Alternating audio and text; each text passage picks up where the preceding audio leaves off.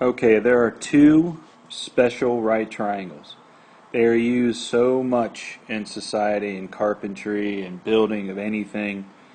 The first one is the 45-45-90. It's also an isosceles triangle. It's got two congruent angles and it's got two congruent sides.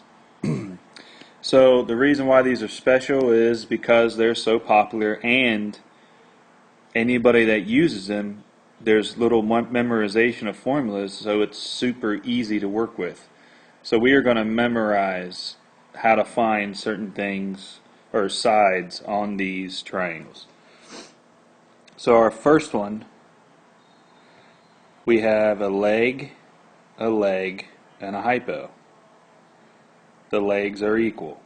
Okay, it can be presented with this marking. It can be presented with 145. It can give you 245s. Either way, that's what we're working with. Okay, for our second one, if they give you this as a question, we already know we got two equal sides. Okay, now how do you get the hypo? Is going to be whatever your leg is, pick one, and times it by a radical 2. So it's leg, hypo equals leg times radical 2. Okay, so let's look at another one. Number 3 here. If this is 100,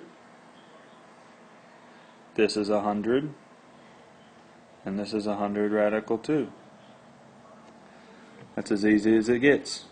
Both legs are equal. The hypo, just put a radical 2 in the back. So make sure we can do this. Number 4. If we're presented with 20 radical 2 in the hypo. So here's what you got to know is that the leg is just whatever is in front of the radical 2. So basically it's going to take the radical 2 off. So it's just going to be 20 and 20. It's that simple. The real tricky part is when we're presented with this triangle. We want this to be super easy. We want a radical 2 next to the hypo. But what happens if we don't get that? So there's a little trick that we have to do to get each side. You're going to take hypo divided by 2 times radical 2.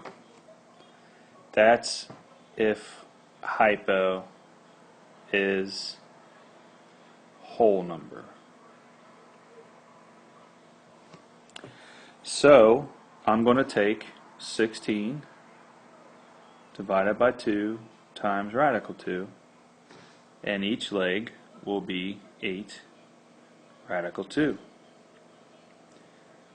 So by using that little simple formula, I can get those two sides. Another one.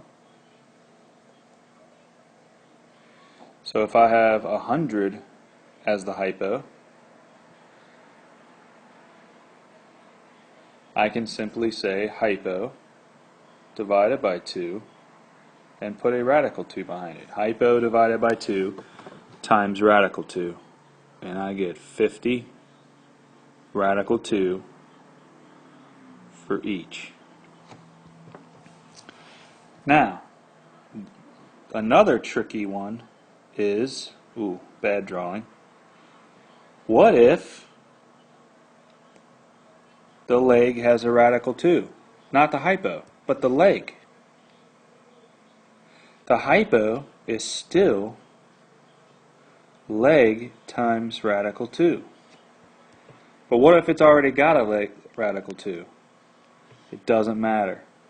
You put whatever it is in front of radical 2.